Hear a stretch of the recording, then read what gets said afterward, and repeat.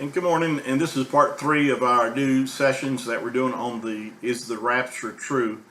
And so we've done 2 videos. If you haven't seen the first 2, please go back and watch those. But on this session, I'm going to read in 1 Corinthians chapter 15. I mentioned in our last video that the Apostle Paul said and stated that the rapture was a mystery. In other words, it was something that we have to seek out to understand. The unrighteous, of course, would not even begin to understand the rapture. So it's basically for those who have been born again and have received the Spirit, for our understanding. You know, the Bible says over in 1 Corinthians that the natural man does not understand the things of our Creator, Yahuwah. But He has revealed them to us by His Spirit. That's why it takes the Spirit, the Ruach, that abides on the inside of you and I, if you're born again, that reveals and unlocks the mysteries of the Scriptures. I remember many years ago when I was a young boy reading the Bible, and I would read through it and I thought, I don't understand this. It was sort of, in my own language, that I would say, it was boring. But it wasn't until after I was born again that I began to have a desire to read the Word, because it began to open up to me and I began to understand it. So the rapture is a mystery that Yahuwah has put in the Scriptures for those, as far as us understanding this particular event, is only done by the Spirit, but that you can receive the understanding of this. Natural people do not understand the things of, like the rapture, or a lot of things spiritually. They just don't understand because they don't have the Spirit that unlocks the truth to them.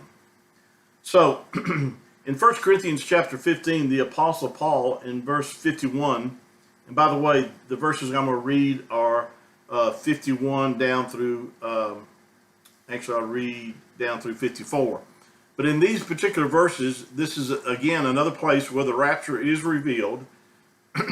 In our first video that I did, 1 Thessalonians chapter 4, verse 13 through 18, reveals the rapture right there. I shared with you that the word rapture doesn't appear in our English Bibles because it's translated from the Greek word herpazo, which the translation of herpazo means to snatch up, to siege by force, and or to be caught up. That's why, and then of course it was translated from the Greek language to Latin before it became in our English translations. And the English word there for caught up is rapio, which is where we get the word the English word rapture. That's why most people refer to this event as the rapture. But again, you could be accurate by calling it the herpazo or the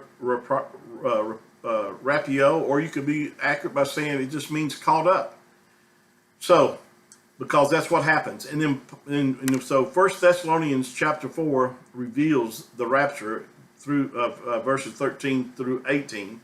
And as I mentioned, the Apostle Paul said, comfort one another with these words. It brings great comfort to understand this, because during the time that we're now living in, it's such a horrible time on the earth. Never have, in my lifetime, I ever seen it this bad. And the thing about it is that things are only going to progress to get worse. And you want to, and what brings peace and comfort to those that are believers now is to realize that we are very, very close to the rapture. I heard one minister say that the rapture is not close, it's next. In other words, it's the next major event that's going to happen on this earth, is when the body of the Messiah are taken out of this earth, and then those that are left behind will have to face the 21 judgments that are coming upon the earth. So it will be a time of people being saved, but it's going to be a very hard time for them.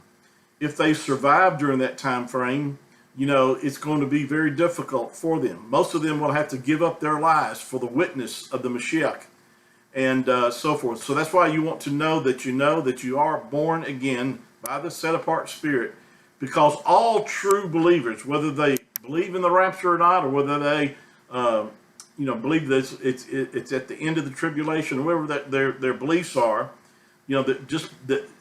because they are a believer, they will go in the rapture. All born again believers will go in the rapture. And now Paul, as it said, Paul in 1 Corinthians chapter 15 says in verse 51, "Behold, I show you a mystery. We shall not all sleep or die, but we shall all be changed." And that's another comfort. If you're living during this time frame right now, I think we're so close that if you're truly born again, that you can take comfort in the fact that that this event will take place in your lifetime. And but if those that passed on, they're going to be resurrected or raised first, as we've already discussed, and then we which are alive and remain shall be caught up together with them in the clouds to meet Yahushua in the air, and so shall we ever be with him. That's such a great comfort, knowing that we're going to be with our Messiah, our Mashiach, the creator of the universe. We will be with him throughout all eternity. No more crying, no more pain, no more sorrows, no more tears, for the former things are passed away, and behold, all things have become new. So for all the suffering that you may have experienced in this natural lifetime, you can rejoice and find comfort in the fact that once that event takes place, that there will be no more crying, there will be no more tears, there will be no more pains, for the former things are passed away. And the former things shall not come into mind. In other words, all your bad experiences and things and heartaches and pains that you've had, those things won't even enter your mind once this event takes place. What comfort is that, I tell you. So Paul says, we shall not all sleep or die, but we shall all be changed. I mentioned that in our last video that the rapture is a resurrection. It's the resurrection of the righteous. Those that have died before us and those that are alive on the earth, we shall all be changed. Why? Because we have to. This mortal, well, let me finish reading this. It says, we shall all be changed in a moment, in the twinkling of an eye, at the last trumpet. For the trumpet shall sound, and the dead shall be raised incorruptible, and we shall be changed. For this corruptible must put on incorruption, and this mortal must put on immortality. So when this corruptible shall have put on incorruption, and this mortal shall have put on immortality, then shall be brought to pass the saying that is written, death is swallowed up in victory. See, the rapture is victory for us. It's victory for us. So I hope this encourages you. Like I said, this body, it's a necessity that the redemption be complete. Redemption is not yet complete. If you're born again, you are a new creature in Messiah. In the realm of the Ruach, in the realm of the Spirit, you're perfected before him. Because 2 Corinthians says that. Therefore, if any man be in Messiah, he is a new creature. Old things are passed away, and behold, all things have become new. In the inner man, you are a new creature. I'm going to do a video coming up pretty soon about how I got saved, because I believe that it will help a lot of people understand that, that it was a new birth that I experienced, and I want to share that with you in a future video. So, but thank you for your time. We're going to continue this study.